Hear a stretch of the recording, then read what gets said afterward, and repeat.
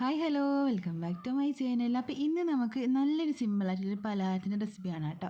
ഇത് നമുക്കിപ്പോൾ നോമ്പിൻ്റെ സമയമൊക്കെ അല്ലേ, ഈ ഒരു സമയത്തൊക്കെ നമുക്ക് നല്ല അടിപൊളിയായിട്ട് പെട്ടെന്ന് ഉണ്ടാക്കിയെടുക്കാൻ വേണ്ടി പറ്റുന്ന ഒരു പലഹാരത്തിൻ്റെ റെസിപ്പി ആട്ടോ ഇത്.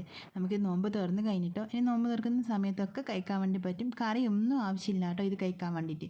ഇനി എല്ലാം ബ്രേക്ക്ഫാസ്റ്റിന് വേണമെന്നുണ്ടെങ്കിലും ബ്രേക്ക്ഫാസ്റ്റിന് ഉണ്ടാക്കാം, ഡിന്നറിന് വേണമെങ്കിൽ നമുക്ക് അങ്ങനെ തയ്യാറാക്കിയെടുക്കാൻ വേണ്ടി പറ്റും നല്ല സിമ്പിളായിട്ടുള്ള റെസിപ്പി ആട്ടോ.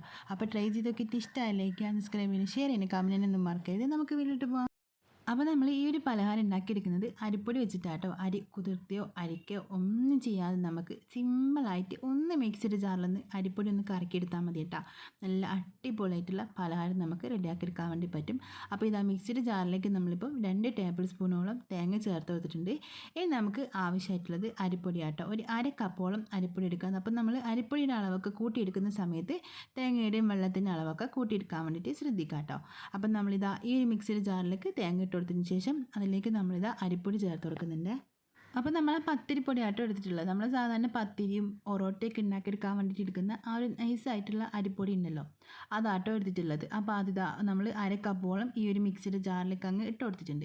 ഇനി നമുക്കിതിലേക്ക് ആവശ്യമുള്ള വെള്ളം ഒഴിച്ചെടുക്കുക. അപ്പോൾ വെള്ളം ഒഴിക്കുന്ന സമയത്ത് ശ്രദ്ധിക്കാട്ടോ, ഒരുപാട് വെള്ളം ഒഴിച്ചിട്ട് നമ്മൾ മാവ് ലൂസാക്കി എടുക്കാനേ പാടില്ല. നമ്മളെ ദോശമാവിനേക്കാൾ ഒന്നുകൂടി ഒരു കട്ടിയുള്ള മാവാട്ട് നമുക്ക് ഇതിനാവശ്യമായിട്ടുള്ളത്.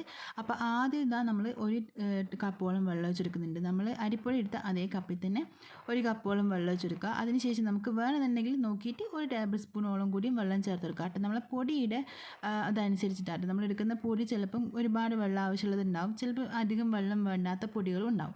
അപ്പോൾ അതനുസരിച്ചിട്ട് ആവശ്യത്തിന് വേണമെന്നുണ്ടെങ്കിൽ മാത്രം കുറച്ചുകൂടി വെള്ളം ചേർത്ത് കൊടുത്താൽ മതി. അപ്പം നമ്മളിതാ ഈ ഒരു സമയത്ത് ഇതിലേക്ക് ഒരു 1/4 ടീസ്പൂണോളം ഇൻസ്റ്റൻറ്റ് ഈസ്റ്റ് ചേർത്ത് കൊടുക്കുന്നുണ്ട്.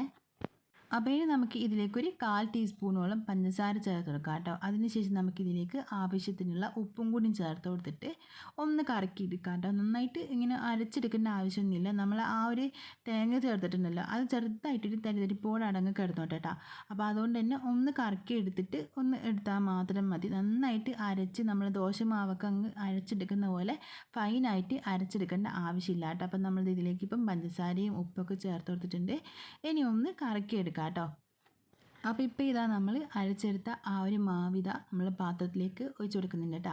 അപ്പോൾ ഇതാ ഈ ഒരു രീതിക്കാട്ടോ മാവ് റെഡിയാക്കി എടുക്കുന്നത്. ലൂസാകാനേ പാടില്ല, മാവ് നല്ല തിക്കാനും പാടില്ല, എന്നാൽ ലൂസാകാനും പാടില്ല കേട്ടോ. നമ്മൾ ഇഡ്ഡലി മാവിൻ്റെ ഒക്കെ ആ ഒരു പരുവത്തിലാട്ട് ഇത് റെഡിയാക്കി എടുക്കുന്നത്. ഇനി നമുക്ക് ഇതിനൊന്ന് റെസ്റ്റ് ചെയ്യാൻ വേണ്ടി മാറ്റി വെക്കാം. ഒരുപാട് സമയമൊന്നും വെക്കേണ്ട, 5-10 മിനിറ്റ് മാത്രം വെച്ച് കൊടുത്താൽ മതി കേട്ടോ. ആ ഒരു സമയം കൊണ്ട് ഇത് ചെറുതായിട്ടൊന്ന് പൊങ്ങി വരും, അത്ര പൊങ്ങിയാൽ മതി കേട്ടോ. അപ്പോൾ അതിന് ശേഷം നമുക്ക് ഇതൊന്ന് ചുട്ടെടുക്കാം.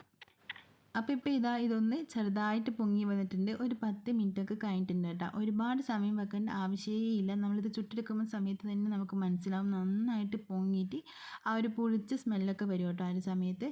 അപ്പോൾ ഇതാ ഇതുപോലെ ഒന്ന് ആക്കി കിട്ടിയാൽ മാത്രം മതി, 10 മിനിറ്റ് മതിയാവും കേട്ടോ. അപ്പോൾ ഇനി നമുക്കിതിങ്ങനെ റെഡിയാക്കി എടുക്കാൻ നോക്കാം. അപ്പോൾ അതിനായിട്ട് ഞാനിപ്പോൾ ഇതാ ഒരു കുഴിയുള്ളൊരു ചീനച്ചട്ടി എടുത്തിട്ടുണ്ട്. അതിലേക്ക് നമുക്ക് 1 ടീസ്പൂണോളം വെളിച്ചെണ്ണ ചേർക്കുക. വെളിച്ചെണ്ണ ഒന്ന് ചൂടായിട്ട് വരുന്ന ആ ഒരു സമയത്ത് നമുക്കിതിലേക്ക് കുറച്ച് കറിവേപ്പില ഇട്ടെടുക്കാം കേട്ടോ.